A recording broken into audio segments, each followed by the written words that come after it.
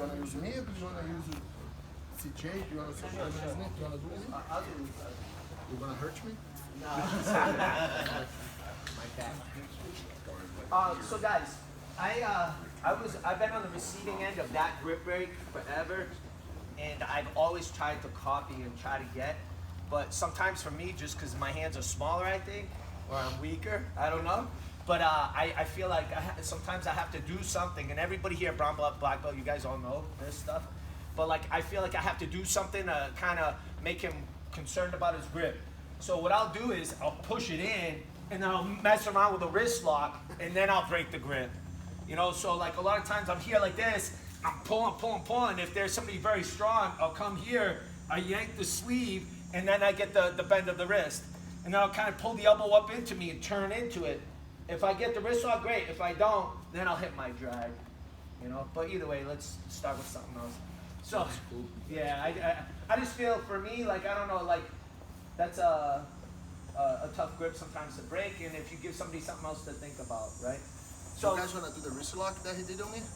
You guys want to work that wrist lock a little bit? No? Yeah. You guys saw the wrist lock? Yeah. I was hurt. That's why I dropped it. Do you want to try? No? You guys want to see something else? Huh? yeah, I can do it. Okay, go ahead. So, like, you know, that's just a good idea for a grip break, but we're going to go, like a combination. I feel like, you know, just, you know, like kickboxing, jiu-jitsu, everything works better in combinations, right? So, something I was shown a long time ago is I take the middle knuckle and I find the collarbone. So I'm always at the ready. So I'm going to do like a lapel drag and then like a loop choke. All right, so the lapel drag, again, like we all know lapel drag, but there was a little detail a friend of mine showed me at the end. And it's like a snatch at the gym where you're locking your arm out, you're keeping your friend away from you. So, and again, like the Deco said, you're always hip to hip. When I first started with him, I was always here because of no-gi, because no-gi is more forgiving. When I'm here, it's so much easier to hit different techniques and defend and maintain your sit-up guard, butterfly guard. So I find the collarbone, I'm here, right? I'm gonna kick this leg to the outside, and then like the other day we did a lapel drag with the blue and purple, just remembering to get all the way on your other hip and leaving the hole for your friend to fall. So I hip out, I pull, and then I come up. And for me, the big detail, even at like black belt, was one of my friends said, hey man, it's gotta be like a snatch. You want your shoulder behind your wrist, your arm completely straight, and I keep this heavy. And then I added the detail that the Deco taught me years ago too, hiding your hip, your chest behind the guy's hip. So I have all my body weight keeping him forward. All right, so now I have as much time as I need to play, decide what I want to do. Okay? So say we're on this side, I find that collarbone in between my knuckles, right? I step to the outside and use this hand. I got to drive as hard as I can, like a snatch at the gym. I go all the way in my left hip, boom, and I come straight up. Like a kettlebell. Like yeah, so the shoulder, the elbow, the wrist is all in line. All my weight's there. My chest is behind his hip. And then I can play whatever I want. And because of where your knuckles are, you have the backup plan of a loop choke or to threaten a loop choke. So, and I'm not even a big loop choke guy because I have really bad shoulders now. But because it's here, I can yank them in, hit it, and then get on my hip, and then hit the loop choke. And I just feel like, you know, those in combination, like a jab sets up your cross and everything else, same thing. Questions? Any questions? Dan, No? yeah. So what, any tips on the loop choke, like people backing their head out or anything like that? Anything you do? What are they doing to you that gives you a hard time? So usually it's like start backing out of it. Like I get there and they'll start backing out of it. Do it. Yeah. I mean, I think Dean said something the other day, last night, and I think this is the biggest thing, the thing about being greedy. I think we all do it, right? Like, you know, say a simple thing like an arm bar. You get an arm bar and you know it's kind of there, but you feel them slipping. Do you keep it or do you counter? You know, and I think that's probably, might be the same situation as this. So if I jump up and I come here, they're doing what? Just spinning. Yeah, see this? I'll just take and sweep, you know, like, you know, why keep going for something that's no longer available? You know, and that was another analogy he gave, and it just makes sense to me for kickboxing. If I go and I'm sticking, he's covering his face, am I going to keep throwing straights with 16-ounce big gloves where it's like a big pad? Or am I going to start working the body, let his hands go, head kick? You know what I mean? You got to create reactions, you know? And that's the thing, like with the Deco, when you grapple the Deco, Like he can be chill, he can be relaxed, and it's all a head game. You know, you grab a grip, and then he does something to that grip to make you think about something else. Or like yesterday, they did a baseball bat choke. And we all know, like, yeah, everybody knows the meat and potatoes. Oh yeah, go here, baseball bat choke. Is that really gonna work? No way, man. You gotta go here, you gotta grab, you grab the hip. I gotta create pain compliance. I'm getting points. Why am I doing it? Because I want his hands to drop. Then I come up, I got my baseball bat grip. And now, what does everybody do? Nobody just lets you do it. He puts his hand here. So now I gotta peel the arm down. And then we do the Three Stooges, right? Everybody spins. So how do I stop that? I step over his head. I block his hip, right? There's all those. That's exactly how it happened, right? Right? Yeah, it's so I think every. We all know that. It's one after one. Yeah. Every step of the way, there's something that might be easier, more available, but it's all in the details. Like, again, just the Deco's arm drag and the grip.